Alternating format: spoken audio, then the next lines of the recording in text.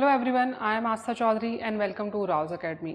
आज का topic of discussion है इंडोनेशिया और इंडिया के बीच की स्ट्रेटेजिक पार्टनरशिप के रिलेशनशिप। अभी हाल ही में पीएम मोदी इंडोनेशिया की यात्रा पर गए थे और यहाँ पर उन्होंने कुछ प्रमुख स्ट्रेटेजिक समझौते किए हैं जिनके बारे में आपको जानना ज़रूरी है, जैसे कि ब्रह्मोस मिसाइल और अस्त्र मिसाइल खरीदने का जो सौदा हुआ है इंडोनेशिया के साइड से भारत के लिए। तो इसको जो है एक स्ट्रॉन्ग पॉइंट ऑफ व्यू जो भारत के साइड से रखा गया है।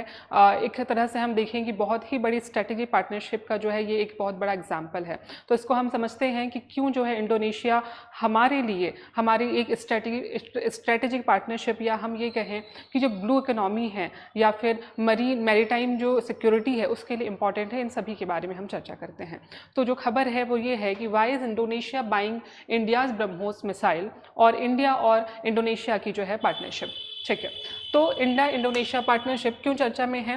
PM Narendra Modi visited Indonesia की जो कैपिटल है जकार्ता, वहाँ पर उन्होंने विजिट किया and he held talk with जो प्रेसिडेंट हैं इंडोनेशिया के प्रभावो सुबितानो, इनके साथ जो है इन्होंने स्ट्रेटेजिक जो है बात करी। अब क्या है उसमें, both countries strengthen their comprehensive strategic partnership. इसको हम समझते हैं, जब दो देश, कोई भी दो देश जब किसी एक क्षेत्र में साथ काम करते हैं, जैसे चाहे वो व्यापार हो, शिक्षा हो या संस्कृति हो, तो उसको एक तरह से पार्टनरशिप कहा जाता है, साझेदारी कहा जाता है। लेकिन जब दो देश लॉन्ग टर्म हित के लिए, दीर्घकालिक हित के लिए सुरक्षा, किसी भी तरह की जो पार्टनरशिप है, चाहे वो डिफेंस सुरक्षा हो, मैरीटाइम सुरक्षा हो, रक्षा हो, टेक्नोलॉजी हो, इन सभी के ऊपर अगर वो किसी भी तरह की डील करते हैं और लॉन्ग टर्म हित के लिए जो है एक दूसरे का सपोर्ट करते हैं, तो इसे स्ट्रेटेजिक पार्टनरशिप कही जाती है। तो यही जो है हो रहा है इंडोनेशिया और इंडिया के बीच में। Indonesia signed a deal to procure, क्या खरीदने के लिए? BrahMos missile, BrahMos supersonic cruise missile, the third export customer after the Philippines and Vietnam. हम ये जानते हैं जो ब्रह्मोस है, ब्रह्मोस हमारे देश की एक बहुत ही कहें एफिशिएंट जो है मिसाइल है, सुपरसोनिक क्रूज मिसाइल है, जिसे हमारे डीआरडीओ ने और जो रशिया है उसकी कंपनी ने इसे बनाया है। अब ये जो है इसका जो तीसरा खरीदार, अगर हम देखें तीसरा खरीदार जो देश है वो बन गया है कौन? इंडोनेशिया। इसके पहले वियतनाम और फिलीपींस इसमें शामिल हैं। सबसे पहले फिलीपींस, देन वियतनाम, और अब बारी है किसकी? इंडोनेशिया की। 2026 में इसका सौदा हुआ है। तो ब्रह्मोस मिसाइल के बारे में भी हम जानेंगे। अब पैरेलल अग्रीमेंट कवर्स अस्त्र एयर टू एयर मिसाइल। ठीक है, तो दो चीजें खरीदने की बात हुई है, कौन कौन सा? एक तो ब्रह्मोस मिसाइल और दूसरा Astra air to air missile cooperation. ये भी हमें ध्यान रखना है। कोऑपरेशन एक्सपेंडेड डिफेंस, ठीक है, जो डिफेंस है उसको एक्सपेंड करता है। मैरीटाइम सिक्योरिटी जो है, समुद्री सुरक्षा, उसको एक्सपेंड करता है। क्रिटिकल मिनरल्स, डिजिटल पेमेंट्स, और इसके साथ ये भी ध्यान देने वाली बात है कि ट्रेड या फिर डिजिटल पेमेंट की जो हम बात करें तो यूपीआई को भी अब इंडोनेशिया में जो है यूज़ किया जाएगा। अभी तक हमारे देश का यूपीआई जो है, डिजिटल पेमेंट सिस्टम जो है, unified payment interface, UPI already 10 देशों में जा चुका है, अफ्रीका के कुछ देशों में भी जा चुका है। अब जो है ये 11वां देश बनने वाला है इंडोनेशिया, किस चीज़ के लिए? यूपीआई यूज़ करने के लिए। ये भी हमें समझना है। This is a more than a missile deal. अगर हम इस पूरे के पूरे आर्टिकल को समझे, जो द हिंदू में था ये आर्टिकल, उसमें कहा गया था कि जो मिसाइल है, सिर्फ मिसाइल खरीदना, चाहे वो अस्त्र मिसाइल या ब्रह्मोस मिसाइल हो, सिर्फ ये खरीदना ही ये जो डील है यही इंपॉर्टेंट नहीं है, उसके पीछे की जो स्ट्रेटेजीज हैं उसके बारे में हम समझते हैं। It reflects India's growing defence diplomacy, जो इंडिया की डिफेंस डिप्लोमेसी है ये कैसे ग्रो कर रही है ये दिखाता है। और इंडो पैसिफिक रीजन जो है, इंडो पैसिफिक रीजन में भारत के जो है रोल को या कंट्रीब्यूशन को ये दर्शाता है। इंडो पैसिफिक रीजन जहां पर जो इंडोनेशिया भी शामिल है और हमारा भारत देश भी शामिल है। ठीक है, इंडो पैसिफिक रीजन वो होता है जहां पर आपका हिंद महासागर और प्रशांत महासागर के बीच में स्थित जितने भी देश हैं वो पूरा रीजन को हम कहते हैं इंडो पैसिफिक रीजन। ठीक है, चलिए अब हम बात करते हैं सबसे पहले कि भारत जो है इंडोनेशिया के लिए क्यों इतना इंपॉर्टेंट है। पहले आप मैप में देखेंगे कि इंडोनेशिया कहाँ पर है, तो ये है हमारा भारत और यहाँ पर है इंडोनेशिया। ठीक है, बहुत सारे द्वीपों का समूह है। देखा जाए तो पूरे वर्ल्ड में सबसे ज़्यादा जो द्वीप पाए जाते हैं वो इंडोनेशिया में पाए जाते हैं। ठीक है, यहाँ जो है, यहाँ पे आपको मलक्का स्टे देखने को मिलेगी, यहाँ पे आपको सबांग पोर्ट देखने को मिलेगा। इन सब की बहुत बड़ी इंपॉर्टेंस है अगर हम बात करें कि पूरे ग्लोबल सी रूट में, ग्लोबल सी ट्रेड रूट में। ठीक, ओके। वर्ल्ड्स लार्जेस्ट आर्किपेलागिक नेशंस, ठीक है, क्या है ये? दुनिया का सबसे बड़ा जो आइलैंड्स हैं, जो द्वीप है, वो नेशन है कौन सा? इंडोनेशिया। सबसे ज़्यादा द्वीप पाए जाते हैं।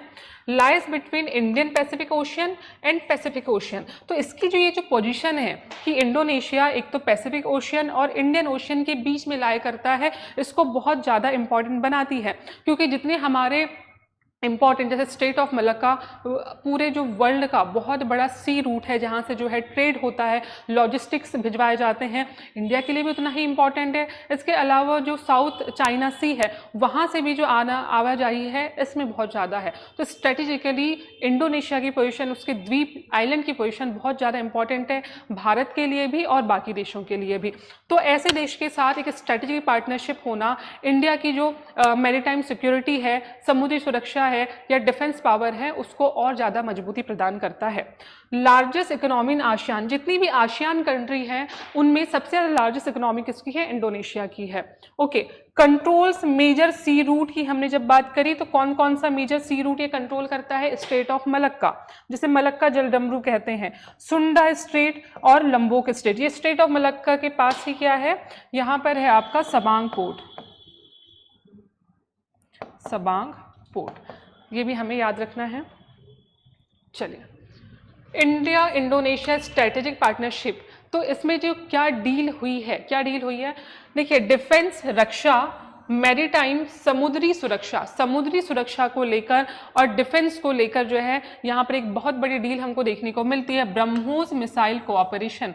ब्रह्मोस मिसाइल जो है अब दी जाएगी किसको? इंडोनेशिया को, अस्त्र मिसाइल, ठीक है। यूपीआई इंटीग्रेशन, ब्लू इकोनॉमी, ये बात हो रही है ब्लू इकोनॉमी की, मतलब कि समुद्री सुरक्षा की बात हो रही है। किसकी बात हो रही है? जैसे समुद्र में जितनी भी चीज़ें हैं जिनसे जो है इकोनॉमी जनरेट होती है, उसके बारे में बात है, वो मिनरल्स की बात हो, समुद्री जीवों की बात हो, और या फिर समुद्री जो है जिससे हम ऊर्जा, चाहे ज्वार ऊर्जा की बात हो, जिससे एनर्जी उत्पन्न होती है, सारी जो है इकोनॉमी ये ब्लू इकोनॉमी कहलाती है। उसके बाद क्रिटिकल मिनरल्स की अगर हम बात कर ले, या फिर डिजिटल टेक्नोलॉजी की बात करें, जैसे हमने यूपीआई की बात करी, हमने ट्रेड या निवेश की बात करें, व्यापार या निवेश जो है इसकी पार्टनरशिप हुई है। और act east policy Indo Pacific, इसमें जो है सबांग पोर्ट जिसकी हमने बात करी थी, उसको दोनों देश मिलकर जो है वो डेवलप करने वाले हैं उसमें, तो ये भी हमें जानना बहुत ज़रूरी है। चलिए, व्हाट इज ब्रह्मोस मिसाइल, पहले ये तो देख लेते हैं कि ये ब्रह्मोस मिसाइल आखिर है क्या। तो जो ब्रह्मोस मिसाइल है वो दो शब्दों से मिलकर बनी है। पहला क्या? एक तो है आपका ब्रह्मपुत्र रिवर जो भारत की है, और दूसरी मोस्कवा रिवर जो रशिया की है। इन दो वर्ड, ब्रह्मपुत्र और मोस्कवा रिवर जो है रशिया की, इन दोनों से मिलकर बनी है क्या? ब्रह्मोस मिसाइल। अब इसको जो है डेवलप दोनों देशों ने ही किया है, इंडिया और रशिया का जॉइंट वेंचर है। हमारे यहाँ पर अगर हम देखें किसने किया है डेवलप, तो डीआरडीओ जो है, डिफेंस रिलेटेड जितनी मशीन है, मिसाइल्स हैं, सारी चीज़ें डीआरडीओ ही इसको डेवलप करता है। डेवलप्ड बाय ब्रह्मोस एरोस्पेस, इसके जो है पर्टिकुलरली एक कंपनी है जो रशिया और भारत जो है उसके अंतर्गत आती है। तो कितना है ये? ब्रह्मोस एरोस्पेस। अगर हम ये बात करें कि कितना जो आधिपत्य है, कितना कंट्रोल है या काइंड ऑफ शेयर हैं, अगर हम डीआरडीओ और बाकी रशिया की बात करें, तो जो रशिया है उसके 51.5 इतना जो है कंट्रोल किसका है, शेयर किसका है? डीआरडीओ का, और बाकी जो है इतना परसेंट जो है शेयर है, और बाकी किसका है? बाकी है आपके रशिया का। ये भी हमें याद रखना है। टाइप क्या है इसका, इस मिसाइल का? World's fastest operational supersonic cruise missile, ठीक है। दुनिया की सबसे जो है फास्ट ऑपरेशनल क्रूज मिसाइल। अब क्रूज, सुपरसोनिक क्रूज मिसाइल क्या होती है ये भी हम बात करेंगे। स्पीड जो है, स्पीड इसकी नापी जाती है Mach 2.823 which is the supersonic speed. हमेशा जो है अगर हम बात करें जो स्पीड ऑफ जो साउंड जो होती है, साउंड की स्पीड वो मैक 1 या उससे कम होती है। उससे ज़्यादा जो होती है उसे सुपरसोनिक की कैटेगरी में डाला जाता है, which is Mach 2.823 which is the fastest. अगर अभी देखा जाए अभी ऑपरेशनल कैटेगरी में कोई मिसाइल इससे ज़्यादा स्पीड में काम करती है तो नहीं, सिर्फ यही है जो सबसे ज़्यादा फास्टेस्ट है, मैक 2.823। ये भी हमें याद रखना है। लॉन्च कैसे हो सकती है, लैंड से, सी से, एयर से, इससे कहीं से भी लॉन्च कर सकते हैं। बस ये याद रखना है कि जो ब्रह्मोस मिसाइल जब लॉन्च होती है तो एटमॉस्फेयर के ऊपर नहीं, एटमॉस्फेयर के ही भीतर काम करती है, लैंड से या फिर सी से कुछ ही दूरी पर जो है काम करती है, ये हमें याद रखना है। फायर एंड फॉरगेट, तो इसमें जो है ऐसी टेक्नोलॉजी इसमें यूज़ होती है कि इसमें आपको टारगेट बस पहले सेट करना होता है और उसके बाद ही अपने आप जो है अगर मूव करना है रास्ते में जाते हुए तो भी मूव कर जाती है, अपने आप बस आपको फायर करके इसको भूल जाइए, वो अपने टारगेट के तहत खुद ही पहुंच जाती। क्यों? क्योंकि इसके पास एक नेविगेशन सिस्टम होता है, ये राडार हो, कंप्यूटर सिस्टम हो या फिर जो नेविगेशन प्रणाली है उसको यूज़ करके जो है अपने टारगेट पर वार करती है। इसलिए इस टाइप की जो मिसाइल है उनको कहा जाता है फायर एंड फॉरगेट मिसाइल। ठीक है, ओके। चलो अब अस्त्र मिसाइल की बात करते हैं कि अस्त्र मिसाइल क्या है। तो जो अस्त्र मिसाइल है यहाँ पर हम देखें डेवलप्ड बाय DRDO, ठीक है, इंडिजीनियस है, पूरी की पूरी तरह से हमारे भारत द्वारा निर्मित है अस्त्र मिसाइल। और टाइप क्या है, beyond visual range air to air missile, है ना, मतलब कि हवा से ही जो है हवा से ही लॉन्च होती है, हवा में ही जो है इसको ये वॉर करती है। जो इसकी स्पीड है वो काफ़ी ज़्यादा है, मैक 4.5 है। ठीक है, कितना कवर करती है रेंज, तो लगभग जो है कितनी कवर करती है, 110 किलोमीटर जो है इसकी जो कवर करती है इसकी रेंज को। गाइडेंस देखें तो initial mid course plus active radar homing, ठीक है, तो इसमें भी जो है राडार लगा रहता है जो इसको गाइड करता है इसे गाइड सिस्टम में। ओके, उसके बाद हम देखिए इंडोनेशिया से डील हुई है भारत डायनामिक्स लिमिटेड की, ठीक है, ये भी हम देखते हैं आगे।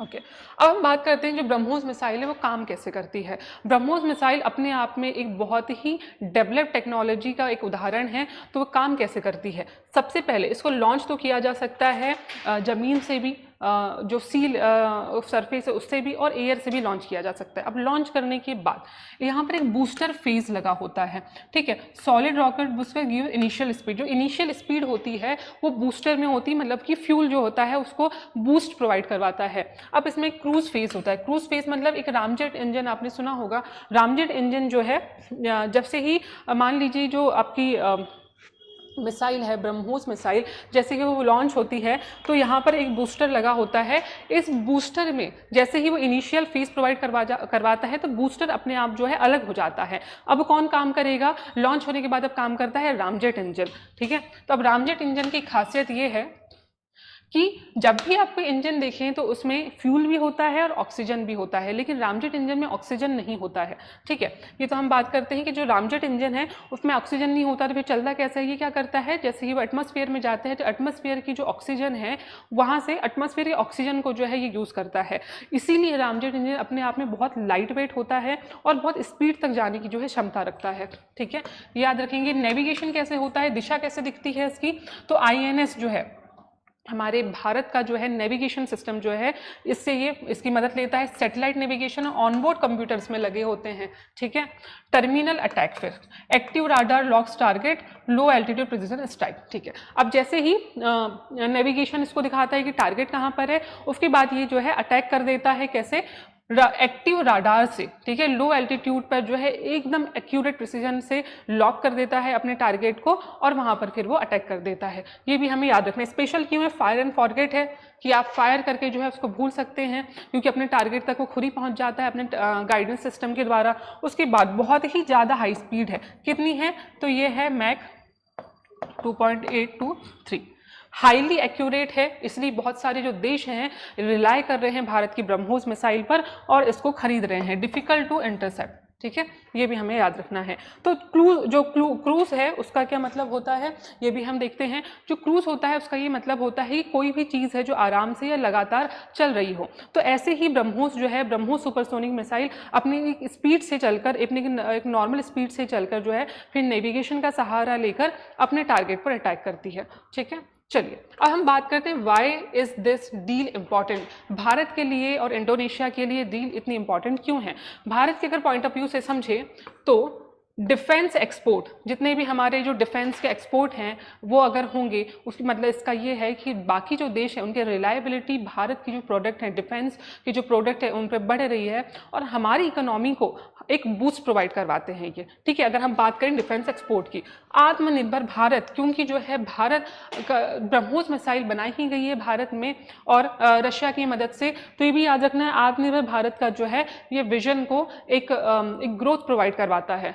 डिफेंस डिप्लोमेसी की भी अगर हम बात करें, strategic presence in Indo Pacific, Bharat से ऐसी डील होना एक भारत की बहुत स्ट्रेटेजिक पोजीशन को दर्शाता है, किसमें, इंडियन ओशियन और पैसिफिक ओशियन के बीच में। इंडोनेशिया की बात करें तो इंडोनेशिया के लिए इंपॉर्टेंट है कोस्टल डिफेंस। आपको पता है क्योंकि जो इंडोनेशिया है वो पूरा पानी से जो है घिरा हुआ है, द्वीपों का एक देश है, तो वहाँ पर कोस्टल डिफेंस या कोस्टल की जो सुरक्षा है, वहाँ पर जितनी भी समुद्री सुरक्षा है उनके लिए बहुत ज़्यादा इंपॉर्टेंट है। तो ऐसे में ब्रह्मोस मिसाइल की खरीद करना इंडोनेशिया के लिए इंपॉर्टेंट है और उनके लिए लाभदायक भी है। तो हमने बात करी समुद्री सुरक्षा की, प्रोटेक्शन ऑफ सी रूट्स, जो सी रूट वहां पर गए हैं, चाहे वो साबांग पोर्ट हो, मलक्का स्ट्रेट हो, वहां के लिए बहुत ज़्यादा इंपॉर्टेंट है। और मिलिट्री मॉडर्नाइजेशन, ऐसे जो उपकरण खरीदने से जो है, ऐसे मॉडर्न उपकरण खरीदने से जो है उनकी जो मिलिट्री है उसको भी एक मजबूती प्रोवाइड होती है। ओके, अब बात करते हैं जियोपॉलिटिकल सिग्निफिकेंस। तो जियोपॉलिटिकल सिग्निफिकेंस की बात करें तो इंडो पैसिफिक स्ट्रेटेजी इसको दर्शाता है ये, act east policy, ASEAN partnership, क्योंकि आसियान जो है, आसियान में बहुत सारे देश शामिल हैं, इंडिया भी इसमें शामिल है, तो आसियान में जो है, आसियान की जो पार्टनरशिप है इसको मजबूती प्रोवाइड करवाता है जब ये कॉपरेशन होते हैं ऐसे दो देशों में। मैरीटाइम सिक्योरिटी, समुद्री सुरक्षा की हमने बात करी। ब्लू इकोनॉमी की अगर हम बात करें, वही बात कर रहा है, वही समुद्री सुरक्षा और जो समुद्री आर्थिक जो स्थिति है उसको दर्शाता है ये, कि अगर हम ब्लू इकोनॉमी पर ध्यान दें तो जितनी भी हमारे यहाँ पर जो समुद्री वहाँ के जीव हैं, वहाँ की जो मिनरल्स हैं, वहाँ से जो इकोनॉमी जनरेट होती है उसको भी ये मजबूती प्रोवाइड करवाता है। डिफेंस एक्सपोर्ट और रीजनल स्टेबिलिटी। ठीक है, चलिए अब बात है आज के प्रैक्टिस क्वेश्चन की। Consider the following statement regarding the BrahMos missile. Option क्या है? ऑप्शन है, it is jointly developed by India and Russia, it is a supersonic cruise missile, it can be launch from land, sea और air platform. ठीक है, तो which of the following statement वो is correct. अब आप जो है इसके ऑप्शन देख सकते हैं और इसका जो है सही जवाब आप अपने कमेंट सेक्शन में दे सकते हैं। तो thank you for watching this video. हम मिलेंगे अपने अगले वीडियो में एक नए एनालिसिस के साथ, तब तक बने रहिए और पढ़ते रहिए। Thank you so much.